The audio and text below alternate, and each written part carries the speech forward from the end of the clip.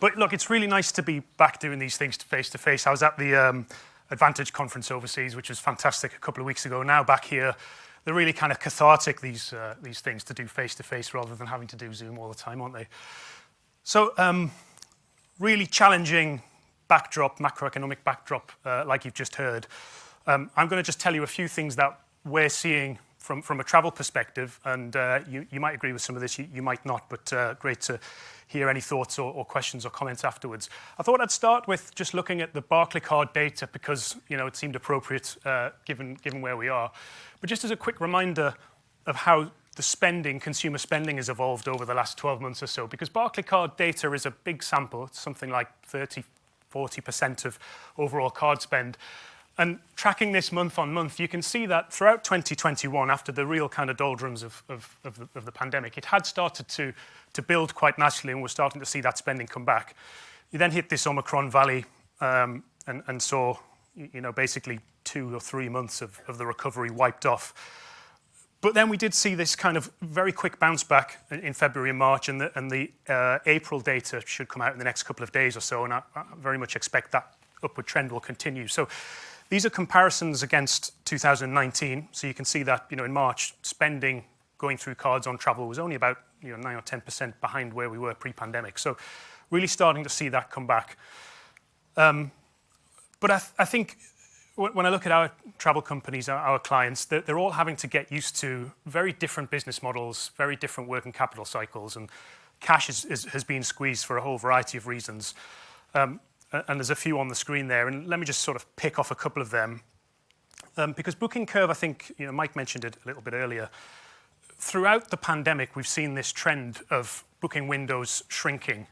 A lot of clients will talk about, the book to departed window being, less than a month. IATA in the height of the crisis put some numbers out around the number of people booking and flying within 3 or 4 days was, something astronomical, like 50% of flights, right in the kind of the worst days of the crisis. And so later bookings means less cash in the system, and I think that's been, we've seen a lot of that. Interestingly, though, just in the last couple of weeks, and I really mean literally just in the last 2 weeks, we're starting to see that reverse. Very early days, some of our luxury clients are starting to talk about much higher percentages of customers booking for further out. And if you've seen my presentations before, you'll know the kind of Marvel grade CGI that you can come to expect. There you go. That's the booking window lengthening. And actually just listening to earnings calls, again, just a week, in the last week or so, some of these names I appreciate are kind of dirty words in this sort of audience, but these companies, Airbnb, Booking.com, have talked on their earnings calls about them starting to see similar trends. This is people a bit more confident to book just a bit further out. What's driving that? Not quite sure. That could be positive experiences over Easter. It could be just a bit more kind of confidence if the thesis is that what was stopping people booking was this uncertainty and the kind of the Grand Chaps kind of Thursday night lottery that we all had to get used to. Maybe that's starting to fade from the memory and people are a bit more confident to book. So despite those really challenging economic backdrops, that's the first indications of some positivity there, I think. The other feature that we've definitely seen this calendar year is just an astronomical increase in average selling prices. Again, here's some latest stats, just a week or so old, from these quarterly earnings reports. But very consistent with what our clients are telling us. Not uncommon to be seeing 20 to 30% average price increases. There's a mix effect in there. Clearly, it's very hard to know whether you're comparing like-for-like holidays, but my sense is that there's this kind of blowout mentality of we haven't been away for a few years, let's get the family together, so group sizes are bigger.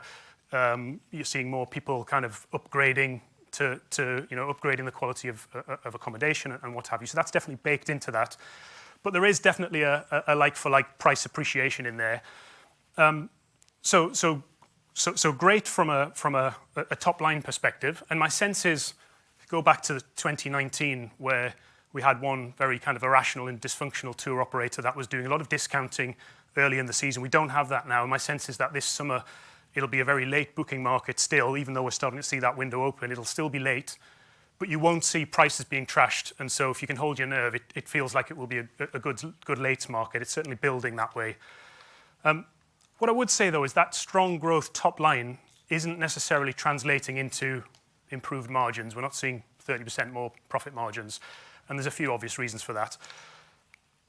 One is the challenges that the airline sector is going through, and we're seeing very large price increases across the airlines.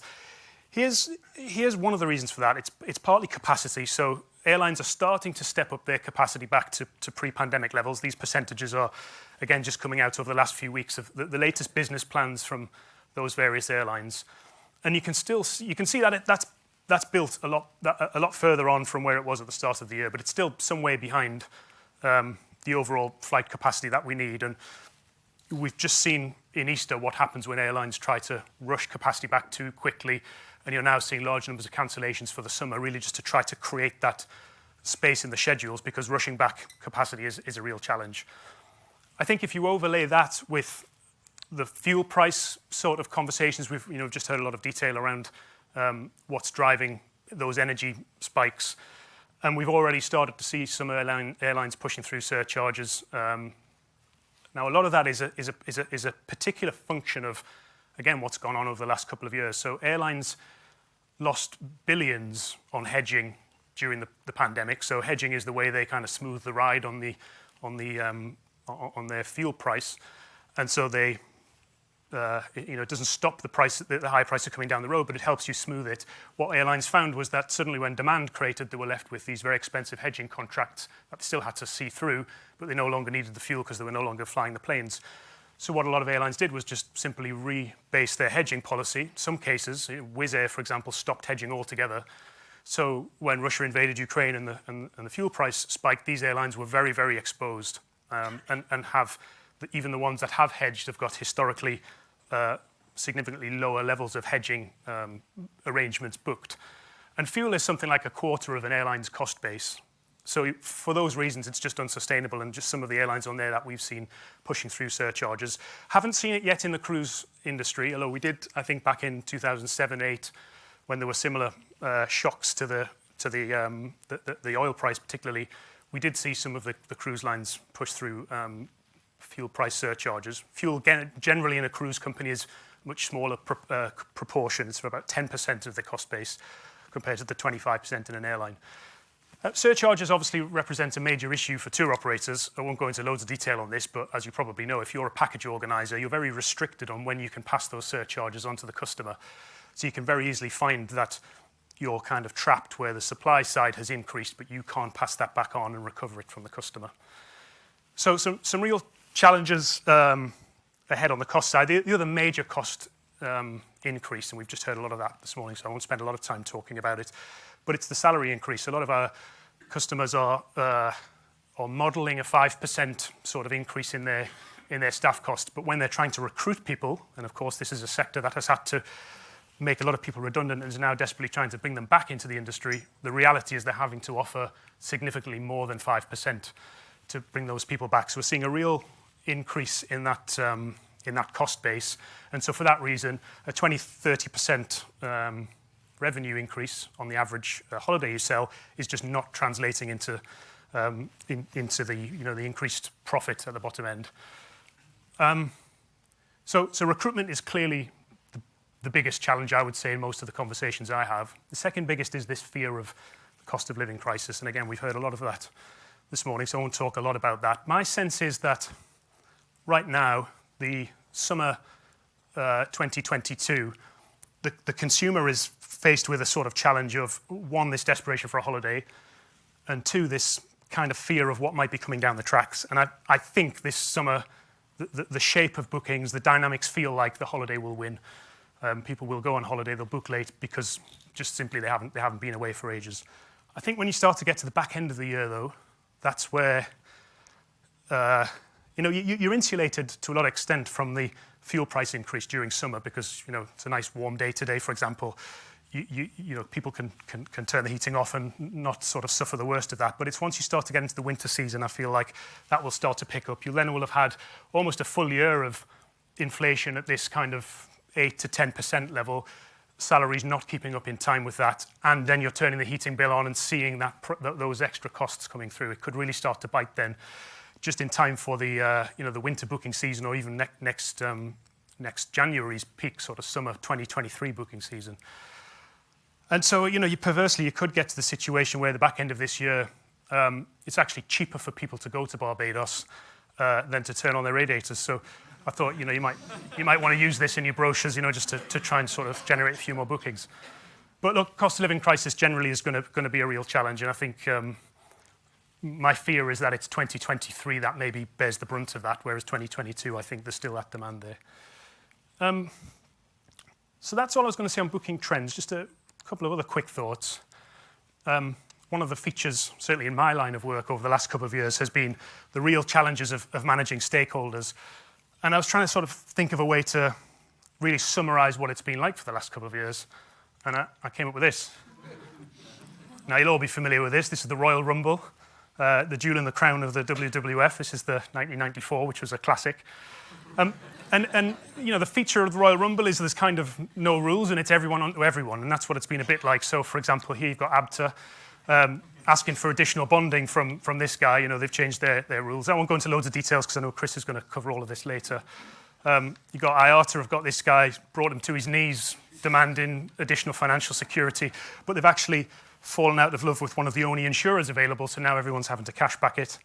You've got the CAA there forcing this guy into an escrow account. I've got a few more of these, by the way. And then you've got merchant acquirers who are just literally throwing these guys out of the ring. They don't want their business anymore, and it's been a real challenge. But I hope I haven't cheapened this event, by the way. Chris Lee would never let me get away with that picture. But look, just to leave you, because I'm rapidly running out of time, and I want to just leave a minute or two for questions. Just thought I'd leave on a couple of reasons to be cheerful, because I do think, despite all of what you've just heard, there are signs that we're starting to get back in the right direction. For a lot of the last 2 years, we've seen things going in the wrong direction. We've seen slowdowns in bookings. We've seen contracting booking windows. We've seen insurers pulling out of the market. We're starting to see some of that turning around. So strengthening booking environment I've talked about. Very early signs of new insurance capacity coming back in. So again, this has been a feature. If you tried to get anything from bonding to supplier failure insurance to even actually insuring your customers to go abroad, it's been a challenge. We've just got the first hints of new capacity coming back in. We know ABTA are talking to a couple of insurers. There's a possibility that even by next September, so sometime over this summer, we'll see a new insurer come back in willing to write bonding and that sort of thing. Certainly we are having more positive conversations with the insurers who are still in there. So for most of the last 2 years, they haven't been willing to write new business, and we had a reversal of that in March, and in very certain isolated cases, they were willing to write new bonds. What else have we got on there? Merchant acquiring. So a lot of the incumbents are, in some cases, quite aggressively pushing travel companies out, but there is a whole cohort of new entrants to the sector who are willing to take on business, and we've seen a lot of success in that area where people have been given difficult terms, security, delayed settlement, and that sort of thing. We have been able to find them options. Should say Barclays Card clearly weren't any of those. We're talking about others. What else have we got? Increasing investment conversations. So again, a feature of probably the leading up to the pandemic, a lot of investment money coming into the sector, a lot of M&A activity that fell away completely. But our M&A team are very busy at the moment working on various conversations. We're seeing investors willing to put their hand in their pocket and open up their checkbooks. So again, a great sign. Was clearly not back to where we were, but these are all milestones on this sort of journey back to recovery.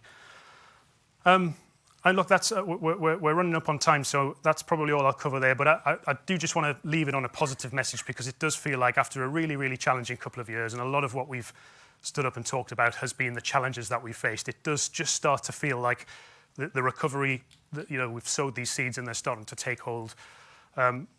So I'll stop there. Very happy to take any questions. I know we're a little bit tight on time, but if anyone has any questions, even if that's just you want to copy that wrestling picture, let me know.